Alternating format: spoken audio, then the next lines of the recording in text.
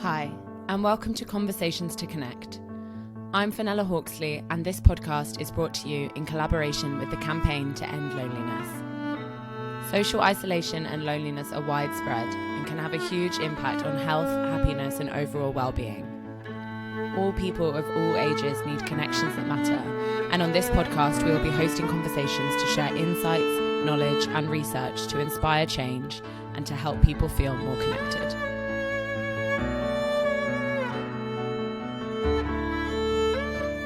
Music is a universal language that connects us all. It can improve our emotional state, enhance our mood, and create a sense of unity and togetherness that can help in reducing loneliness and social isolation. On today's episode, I caught up with Silas Armstrong from Brixton Chamber Orchestra, an orchestra that is doing just that, bringing a community together through music. Based in Brixton, London, the Chamber Orchestra is a registered charity and group of instrumentalists that provide live orchestral experiences to new audiences in unexpected venues, collaborating and playing with different artists and genres, from grime to gospel, disco to drum and bass, classical to jazz, and everything in between. They appear in the market, pubs, clubs, parks, churches, and community centres, and twice a year they tour the area's housing estates, Lambeth, performing programmes to hundreds from the local community. Hi, I'm here with Silas Armstrong of Brixton Chamber Orchestra. Silas, how are you? I'm very well, thanks. Thank you for having me. Thanks so much for joining us. I wondered if you could explain a bit about your background and how you got involved with Brixton Chamber Orchestra. Yeah, okay. So, my background, I'm a musician, singer-songwriter, and I've been living in Brixton for nearly 6 years. And I stumbled upon BCO during the lockdown. I was actually just walking through my local housing estate and I heard the sound of an orchestra, and I just assumed some local resident was blasting classical music off their balcony. And then I turned a corner and there was an actual orchestra just right there. And I kind of couldn't believe my eyes and ears. So I sat down and enjoyed I think it was some Beethoven or some Mozart. And the next thing I know, they brought a rapper out and they started doing Kano and some grime tracks, and my mind was blown, and I knew I wanted to be a part of it somehow since then. So what do you do with Brixton Chamber Orchestra? So what don't I do? Other than being the conductor and sort of managing the music side of things, it's much more the management of the organisation. So Brixton Chamber Orchestra is a charity first and foremost, but also, we've got commercial endeavours, trying to get sponsorship and branding and marketing, essentially trying to bring the money in so that we can afford to do what we do for free for the community. So could you explain a bit about when and why was Brixton Chamber Orchestra set up? Like you said, I've never seen anything like it before, and it's such a cool concept, combining rap, grime, getting people from the community to get involved and bringing a huge full-piece orchestra into communities. Yeah, it's no mean feat. It's quite impressive how quickly it kind of appears and then disappears. Brixton Chamber Orchestra was established in 2018 by Matthew O'Keefe, who is the conductor and musical director. It's his brainchild, and he's a bit of a musical genius. And essentially it was started in the first place because him and a lot of the musicians that he's connected to, his network, were all playing, they're semi-professional, or a lot of them are young professional musicians, all classically trained from Royal Academy, Royal College of Music, all living in and around Brixton in South London. But all the gigs they were getting were up at Royal Albert Hall or, another sort of classical venue. And they just found that they were doing these same old train roads into London. They'd play these gigs, they'd get all dressed up, then they'd come back. And they went, why are there no gigs in our area? Why is there nothing here? And, there's an audience here that's not necessarily getting to go to these classical gigs. So there was this huge opportunity of, why don't we just form something ourselves, and we'll start making music for the people in our area, instead of asking people to come into town and come and see us and pay a pretty price for it. Actually, let's do it for the people for free, on their terms and on their turf. That's how it all started nearly 5 years ago. And I saw that not only do you bring concerts to the community, but you also train musicians, or you get musicians to be involved. How does that work? Yes, I guess it's a two-way street in terms of the charitable aims. So essentially we're trying to provide free music for the community. That's the first and foremost thing. It's about attracting an audience that's less advantaged and needs that musical well-being and opportunities. And there's certainly young people from housing estates in the area that see that and pick up instruments, and then years later come back and want to play with the orchestra. And there's one member, Tegan, who I got the honour of meeting when he was 14, I think, just after I joined, and he's a tuba player and there's musicians in the family. And he heard BCO playing on his street, and he came running up to us and said, "I play tuba. Like, how can I get involved?" And next gig we had, we put him on the gig. It was a real trial by fire audition, and he's been playing with us ever since. Wow. And he's now 16, and he's got a very bright future ahead of him. So there's elements of that in terms of we're reaching the community and a young audience and an old audience, but there's also this network of musicians, and everyone's connected in the music world. You know, that every violinist has a dep. Your sister, exactly. She's a member of BCO. She's a new member, but she's certainly going to stick with us for a bit. I hope. But I think every musician that gets to play with BCO, there's a certain something we look for, which is that they need to be classically trained. So they have to be of a certain standard. It's not a community orchestra. I think sometimes people get that mixed up, that it's not that anyone can play with BCO. As much as we love that, we do have a standard that we want to maintain. But at the same time, we've got people coming through, students who are starting to graduate, and they're looking for opportunities in major orchestras. Once you've got a seat, it's yours until you drop dead, basically. So there's not many opportunities for young musicians coming through to cut their teeth and get some experience. So that's a huge part of what we do, is that we are giving free music for the community, but paid performance opportunities for young professional musicians. And I think that's where it gets really exciting, because we attract a really new breed of classically trained musicians. And you combine different genres of music, which is something I loved in one of the performances at the Christmas Estates. You did a whole range of music. It's almost like musical education through the ages. That was fun. Christmas you're right. songs and rap, grime. That's it. Well, I know Matthew's he's got quite a good sense of humour when it comes to music. He'll turn around and go, "This next piece is we're going to do some dance music from the late 17th century." And then we follow that up with an Ibiza dance medley. So it's, there really is something for everyone. But also, I think musically, that keeps the musicians on their toes. There's not many orchestras that do what we do in terms of that multi-genre kind of mix and mashups, and it is exciting to hear, and it's exciting to play. But also for the community, it means that we're attracting a completely different audience to what you'd assume a classical leaning audience is. We do get people that come for the classical music, but equally we get people who just love a bit of reggae, dub, or the grime and drum and bass stuff. On the more poppy stuff, we get loads of kids, and we always put some Disney music in there, and that goes down well. Was it Moana, or what was the song from? Encanto. Encanto, we don't talk about Bruno. That went down really well. And it's not the first time we've done a Disney piece. We did Frozen last Christmas, and the kids loved that. And not just the kids. I mean, I love that. Who doesn't love a great Disney song? I think sometimes as well, classical music, the way that it's viewed, people sit in silence. The classical experience can be quite, not like somber, but in a way silent, and people don't really dance when they listen to classical music, do you? You don't get up and move. Whereas in these performances, it just feels a bit lighter, and people can dance and move with the music. We want it to be open. We don't want it to shun anyone for thinking it's something else. I think there's a lot of formalities in certain genres of music. Classical music is the biggest one, that you think, everyone sits still, everyone's very polite, and only at the very end do you applaud. Sometimes at the end of the entire gig. Not even between movements. Yeah, exactly, Whereas you go to a jazz gig, and people will applaud after the solo, so you might get 3 applauses in one piece of music. And so we try and we'll play some jazz or some big band, but even if we're doing the classical stuff, if someone gets up and does a solo, we want to appreciate that individual musician, shout them out, give them applause, but also welcome people to get up and dance and participate and sing. And if they want to play, if people bring an instrument along, then they're more than welcome to jump up. We love to do an open mic sort of audience participation section at the end of every show, and it's completely different every gig we do, because it completely depends on the audience. We've had spoken word artists in their 50s and 60s. We've had young rappers. We've had kids coming up and singing "Twinkle Twinkle Little Star." It's really sweet. So how did the Christmas Estates tour begin?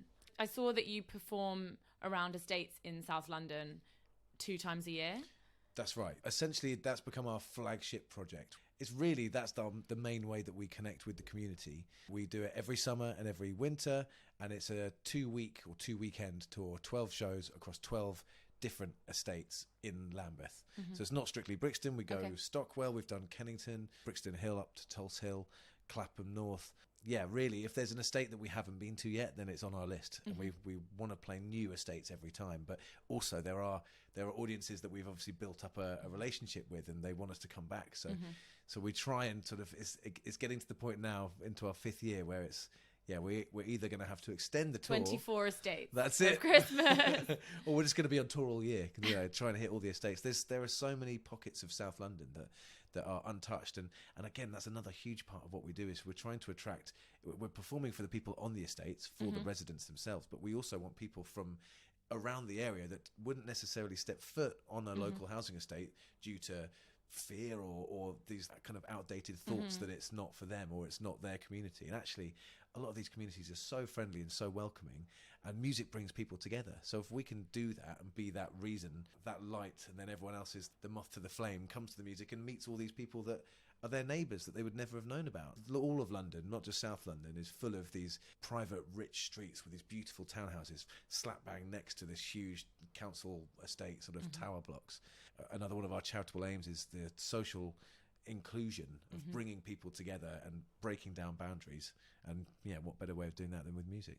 Yeah, I wanted to ask you about that because obviously working with Campaign to End Loneliness, recently there was a study about loneliness in London, and London is the loneliest city in the whole of the UK. And like you said, we're very populated, people all live together, but you don't necessarily know your neighbours and you don't necessarily go to 2 streets away from your house. People are quite socially isolated, and I think something that's so great about music in general is that it brings people together from all walks of life. And I love that that's what Brixton Chamber Orchestra do, and the fact that you bring people together from different ages, different social backgrounds. I think that we need more of that to build community. Yeah. Oh, and there's a huge part of building community. It really is. And I've felt it more since I've been living in Brixton. Not just because of Brixton Chamber Orchestra. I feel that Brixton is very much thrives on its community sort of feeling. There's just this energy in Brixton. I mean, you live here too. You know about it. You walk down the street and you see something different every day, and it's amazing. And people are generally quite friendly and forthcoming. And there's lots of other places in London that it's not like that.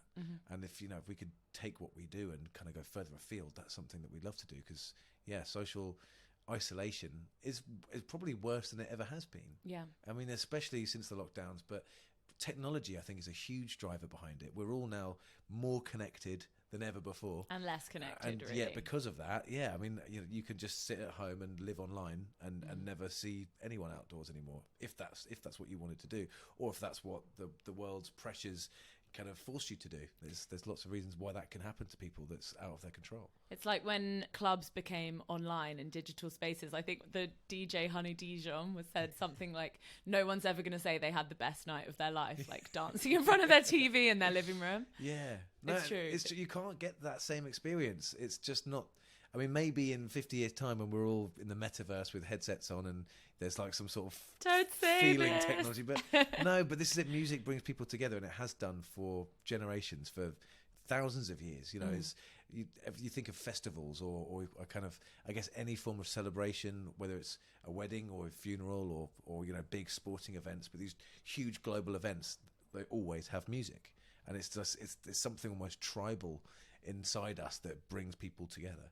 Definitely. And even the act of collectively listening to music and dancing, singing, like you see it in gospel, in churches, in religious ceremonies, it makes people feel like they are part of something bigger. Yeah, exactly. And therefore you are connected with other people, and it can really remove those feelings of social isolation and loneliness.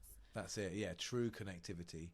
It's something that you can't really describe it. You just have to feel it. And you're right, music is the easiest way to get that feeling from just putting yourself in a place with other people, having that shared experience. There's nothing else like it. And enjoying the music together. Yeah. From all ages. That's it. And I think that's what I love about Brixton Chamber Orchestra is I kind of, because I'm not playing in the orchestra, I'm there at the front and I'm helping, making sure everything's sort of running smoothly, but I get to see the people enjoying themselves, and I get to see the musicians enjoying themselves, and everyone coming together. There is just such a sense of joy and togetherness and community that I've like you said, I haven't seen anything else like it. And I think I was actually speaking to a friend about this, kind of less people go to church nowadays. We have less of a community around that element, and so we don't necessarily sing in groups or listen to music in groups as much as before. Even nightlife clubs are closing. So to create experiences where we can listen to music. And even clubs, like, they quite divided in sort of age range, genre of music. Yeah, exactly. Everyone is and I can see why. From a marketing perspective, it is a lot easier to put things and people into boxes. You can compartmentalize everything, subcategorize everything. You go, okay, so I'm an emo, these are my people, and this is my community, and then you feel great. But then there's a whole world of other communities out there that you're not going to get to know. And it's very much like that. If you look at London as a map, you've got, especially South London, I mean, there's a huge South American population just in Lambeth alone. There's an area in Stockwell which is known as Little Portugal. I mean, most of my neighbours are Bolivian and Brazilian, and it's, you know, I've learned a lot more Spanish since I've been living here, and Portuguese, which is great. But the music kind of feeds into all of that, and as does the food as well. It's not just music, but it's culture and those shared cultures. I think London is a melting pot compared to other places in the UK, particularly. But the more we can bring people together, whatever it is, whether it's music or food or stories or, you know, art, I think there's so many other elements to it. You did serve food at the Christmas estates. We did. Well, the Christmas Estates tour is a funny one because we work with our hosts. We call it the actual hosts are the estates themselves. Okay, cool. So we'll work with local resident associations, or there'll be like a tenants association that is kind of in charge. They'll unlock the community centre or the church hall or whatever venue that we've got access to, and sometimes they'll put on a spread.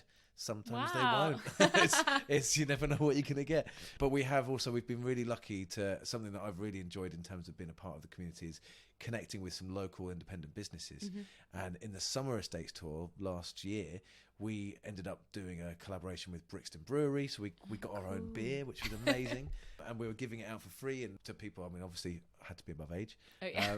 But we also did a collab with another smaller company called The Lazy Scientist, who's a local hot sauce maker. Wow. And he did us a hot sauce that was limited edition. You could only get it on the summer tour. We even partnered with, in fact, you might know them, down the road, at -12 degrees ice cream seller. They're in Herne Hill Station, and they've also got a little coffee shop on Railton Road called Koala Coffee. We did a limited edition ice cream flavour. Wow. And basically the donations of that ice cream went to BCO. So it was great promotion.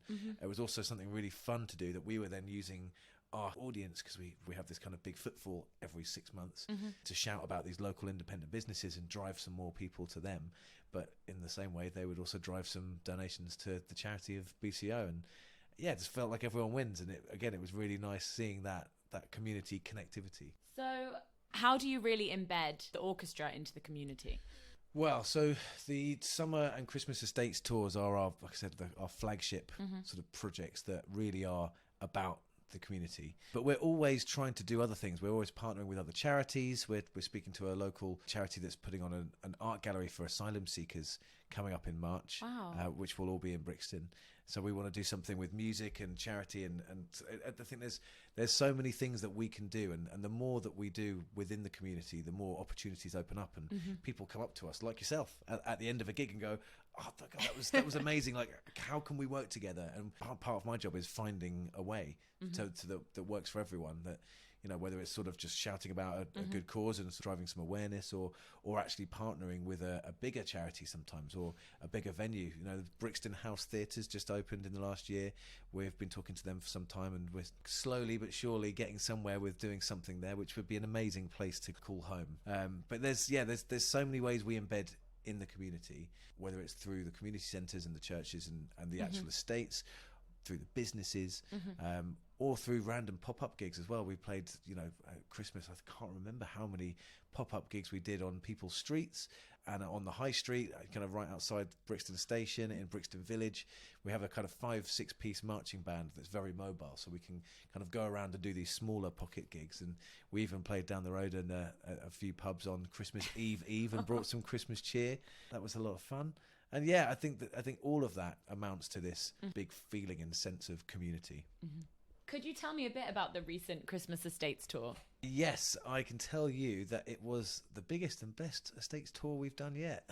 Wow. Which is good news. It's supported heavily by the Arts Council England, who have been supporting us for the last 3 years, I think, which is amazing. We couldn't do it without them. I mean, the crazy thing is, to do something like this for free It's 12 shows across 12 estates. How many people in each orchestra? It's 25-piece orchestra. Wow. Plus guest vocalists. Everyone gets paid. We're talking $2,500 per show. We do 2 shows per day. We do 12 shows in total. It adds up very quickly. It adds up. Plus marketing costs and a bit of advertising, very small amounts. But we have to get the funding, and it's $30,000 a tour. Wow. So combined, that's $60,000 a year. And in order to keep that free, which is one of our biggest charitable aims, we never want to charge for these gigs. This is about opening doors and breaking down barriers to music and to orchestral music for the community. So the Arts Council England have been our biggest supporter. We get a bit of funding from Lambeth Council, and in the most recent year or two we've had Brixton Brewery as our sort of first official brand sponsor collab. And they're amazing. We love them so much. They're so very Brixton, and again they just want to support us to be able to do other cool things. So if it's as simple as sort of providing some free drinks or sticking their logo on some events that we can then afford to do. There's a lot of the community events that come to us can't afford to pay us. And I think we have the kind of a community rate, which is our very most affordable rate, where our musicians will take a smaller cut that is all agreed up front, because they want to do this. They've had full buy-in that this is a charitable cause, that we are a charity, we're a non-for-profit. All the money goes back into the community, but the musicians do still get paid. However, if we get these commercial or corporate offers that come in, which we have done now, some really cool stuff. We got to play Glastonbury last year, which was epic. And we did a few sort of big corporate gigs around Christmas because people want an orchestra.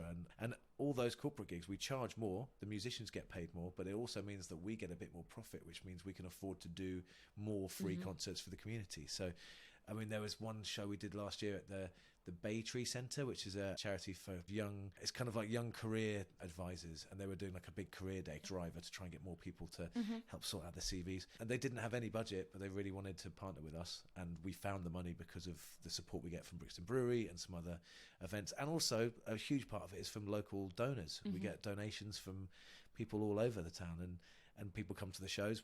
Everything's free, but for those who can afford to pay, we do invite everyone to make a small donation, and every little helps, and it all goes straight back into the community.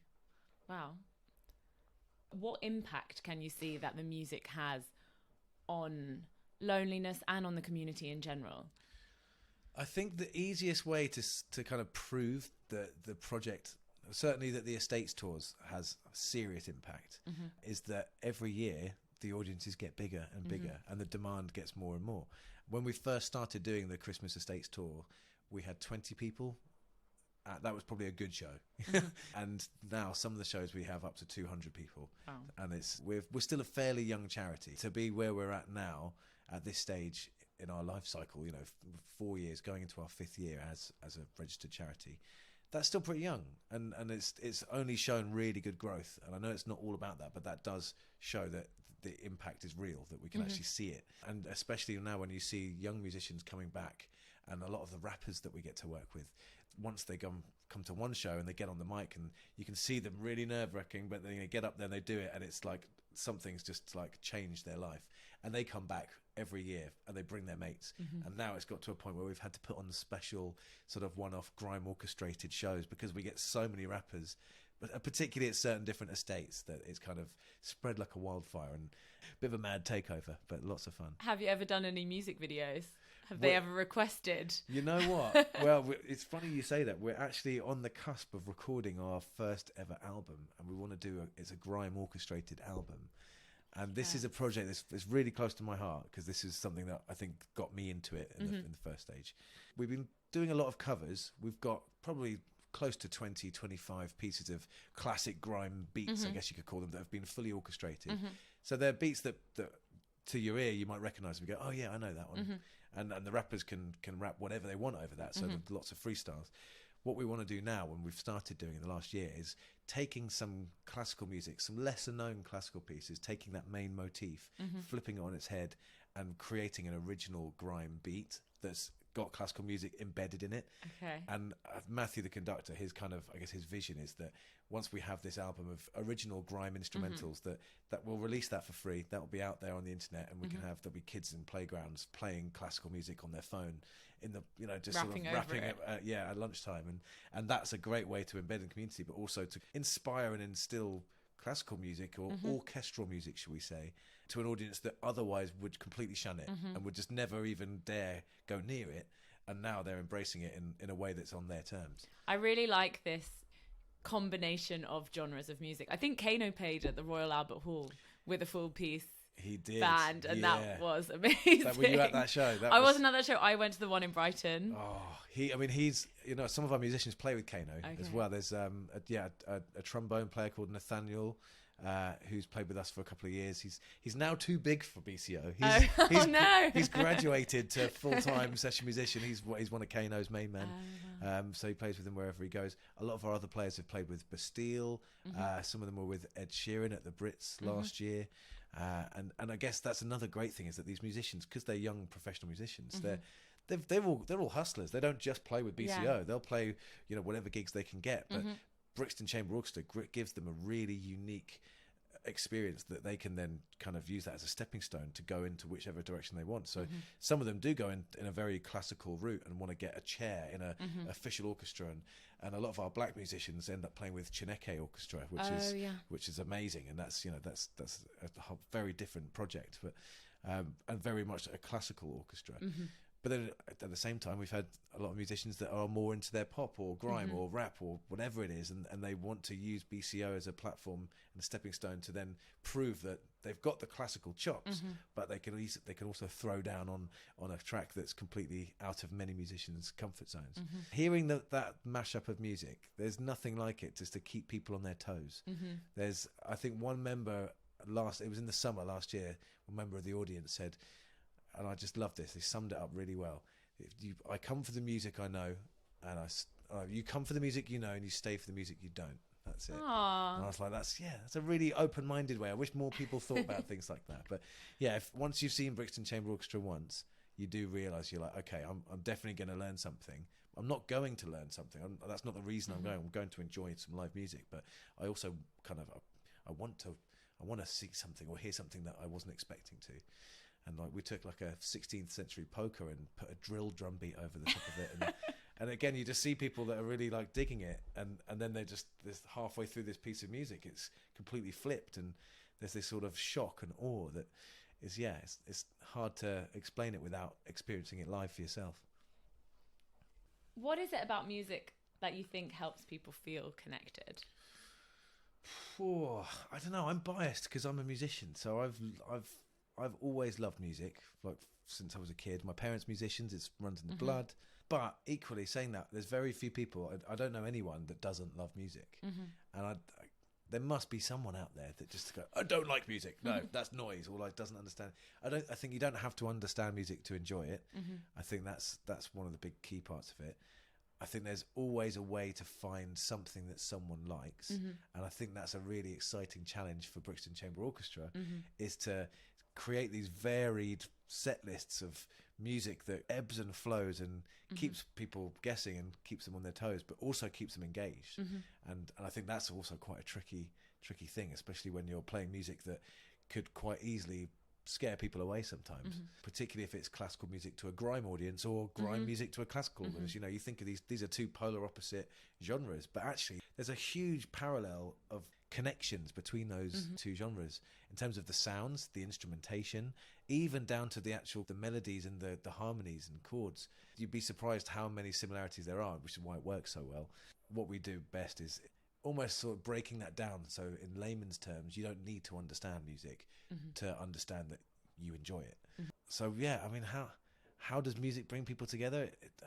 I think, isn't it also a shared experience? Everybody, no matter where they're from, who they are, what age they are, we're all listening to the same music and enjoying it at the same time. Yeah, I think that's for live music particularly. Yeah, exactly. Live music is best experienced together.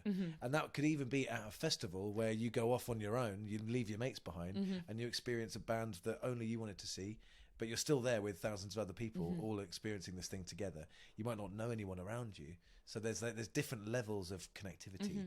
You know, and you can have a very solo experience with music that could be almost like spiritual in some ways, and that still connects you. So even if you're listening to music on your own, on headphones, on Spotify, you're listening to another human being create some music, and then you've got a connection with that artist, and that's a connection. So that connection can be one-to-one, it can be one-to-many, it could be one to thousands, but it's always a connection. There's that music is the connection between humans, I think. I can't remember who said that music is food for the soul.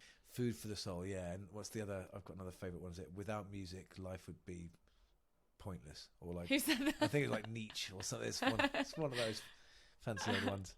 But yeah, I can't imagine living without music. It's one of those horrible thoughts. You know, what would you rather, lose your sight or lose your hearing? And it's just like, God, like obviously you wouldn't want to lose either. But I can't imagine a life without music. I just can't. So in terms of Brixton Chamber Orchestra, you've just completed the Christmas Estates tour.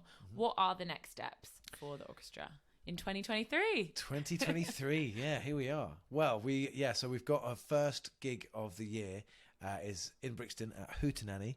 We are doing a special Grime orchestrated show, which we did last year and it sold out, so we've got to do it again. And when? It's 9th of March. Okay. I think it's a Thursday night. Tickets are on sale now. If you have a look on brixchamber.com or any of our social media, just search for Brix Chamber or Brixton Chamber Orchestra. It is an outrageous show. It's a very, very different environment for an orchestra to be in. It's a 17-piece orchestra with as many guest vocalists as we can chuck on the stage. There's usually 2 or 3 kind of headline artists. And this time we want to do a whole set of original material. Last year we did loads of classic bangers and it got wild very quickly. You can see some videos on our YouTube, and it is really cool. It's a hot, sweaty rave with a 17-piece orchestra, and it's like nothing else. There really is nothing else. And that's the show that we took to Glastonbury last year. Wow. And played 5 different shows on 3 different stages, and it translates so well to hear that music live with an orchestra. So that's our first gig of the year, and as I'd mentioned before, we're trying to turn that into an album, so we are recording. Okay. We have a project fund that we won last year with Pirate Studios. So I've done some DJ lessons. There you Pirate go. Studios. They're great. Yeah, we're big fans. They came to our Grime orchestrated gig last year, and off the back of that, we won this project fund, which means we've got free recording studio time until June. Wow. So we've got a deadline to get this album written and recorded, but we will also be looking for a bigger space to record the full orchestra to kind of get that the final mix down. And then festivals, more Summer Estates tour. It's also the 75th anniversary of the Windrush generation this year. Oh, wow. So okay. I think there's going to be some opportunities there to do some stuff, particularly in Brixton and in Lambeth. It's an interesting time to ask what's coming up next year, because there are so many things I'd love to tell you about. I almost don't want to tempt fate. One I can mention is that last October we played our first show at the Ritzy Cinema, and we did a film in concert for Halloween, and it was spooky and amazing. And we took out the front row of screen 1. We put on a black and white silent movie called Vampire, and we wrote an original score. It was 70 minutes. We also did a piece from an old Disney Fantasia piece and something else for kids. We had 6 schools in the area that we came and did a free matinee show. So again, that's another way we embed into communities, kind of youth and education that way. And then a ticketed show in the evening. It was one night only, and it was such a success that the Ritzy have asked us to do it again. Wow. And they want us to do maybe 2 or 3 this year. So it's undecided what those films will be or when they will be, but yeah, interesting. Keep your eyes peeled around Brixton, and you'll and do you ever do, I know you said that there's quite a big Colombian, near where I live, community and Latin American community in Brixton and South London. Do you ever do Colombian music or Latin American music? Absolutely, yeah. We love samba, Brazilian. I think that the Latin music is just, again, it translates so well to the orchestra. In fact, we had an after party after our Christmas Estates tour at a bar called Tia Maria, which is just down in Vauxhall. I've been there. Yeah, it's next door to the last venue we played on our Estates tour at Christmas was Wheatsheaf Hall, which is next door. Beautiful venue, perfect for an orchestra. And then we went to this Brazilian bar, and it was the same day as the World Cup final, so they were all rooting for Argentina. And it turned into a huge party, and there was live music, and half the musicians, including your sister, got up on stage and ended up having a big Latino orchestral jazz jam. Wow. And it was amazing. So yeah, we'd love to do more of that. And I think when there is opportunity to do it, I mean, there's so many projects we'd love to do. The hardest part is getting the funding. So we've got a big gospel orchestra project in the pipeline. Wow. There's a big Latin thing we want to do. We've also got this disco orchestrated project, which is actually probably the most likely to get off the ground this year in terms of funding. But each of these projects costs a lot of money to make happen. So at this time of the year, right now, at the first 3 months, we just get our heads down, and it's applying for funding and reaching out to sponsors and trying to raise donations so that we know what we can afford to actually do for the rest of this year. So yeah, all will be revealed, but all donations welcome. And, very exciting. Yeah, I'll put a link to your website and the donations page. Thank you. In this podcast. So we always end every episode with 2 questions. And the last 2 questions are, when did you last feel lonely? Ooh, okay. I would say probably when I became a freelancer. I took the leap in 2019, 6 months before lockdown. Wow. Yeah, great timing. But and as much as it was invigorating at the time, it was like a jump into the deep end, and it was very isolating to begin with, because I was starting from scratch, and I'd had these experiences working for these great companies, building businesses with friends, and having these communities of friendship groups and work colleagues. And I went from all of that to just little old me on my own, working from home or from the occasional coffee shop. And I think when you're especially working remotely on a laptop with headphones in, even if you're surrounded by people in the coffee shop, no one is connected to each other. You're all there doing your own thing. And so yeah, that first 3 to 6 months was really quite lonely. And I guess I must have just gotten lucky, because I got enough clients to see me through just before the lockdown kicked in. So I then had this sort of, I guess, this ecosystem of people that I was working with daily. And now I feel very lucky to be with Brixton Chamber Orchestra, because it's a huge community of musicians, and the community themselves, the people from the estates that I get to speak with and get to build relationships with, people like yourself. But yeah, in terms of the last time I felt lonely, I think for a long period of time, 2019. Yeah. Becoming a freelancer, that's a scary move. But highly recommended. If anyone's out there listening, do it. And what advice would you give to someone to help them feel more connected? Use social media with care. Okay. And I mean carefully, as in it's very easy to suck you in and spit you out and make you feel, can we swear on this? Yeah. Like shit. It's, especially at this time of year, or the end of year, where you see everyone's posting about how great their year's been and this, that, and the other, and you can just you can see it all, and it gets very overwhelming. But at the same time, I come from a background of having had to use social media in my career, and it's made my career. I've made so many connections and met so many amazing people, and a lot of it comes from actually just reaching out. And all social media is a tool for being able to reach out to people that you might otherwise not have been able to reach out to. And used in the right way, it is the most amazing thing. And I think that would be my best advice, is just to reach out to people, and don't feel afraid. I think, it's easier said than done, but if you just send messages out to people, I guess it's like a numbers game, isn't it? I mean, you see it in the dating pool of Tinder and Hitch and all these apps. But if you play the numbers game, eventually enough people are gonna come back to you. And actually, you don't have to do that for very long, because you start to build some really, really good connections. And before you know it, you've got a circle of people that you can really count on. I think, yeah, building a team. You hear this all the time, don't you? Build your team. And I think that's just a team of friends, family, people that you can rely on, and radiators, not drains. Yeah, my sister loves that expression. Yeah. But it's true. If you can curate and consciously use social media, it can be a really great place of inspiration. I've started following like positive, I don't know, monks, musicians, orchestras, and then when you look at your feed, it's actually a really inspiring place where you can learn things, or you can find out about events, meet people who are interested in the same things as you. Yeah, I think it's the same with any form of technology, really. It can be used for good or for bad. It's true. And that's it. So yeah, you handle with care, But I think the best advice, obviously, would be to embrace it and embrace change and reach out to people. Thank you so much for this conversation. It's been really interesting. Thanks. That's all right, thanks for having me. It's been a pleasure.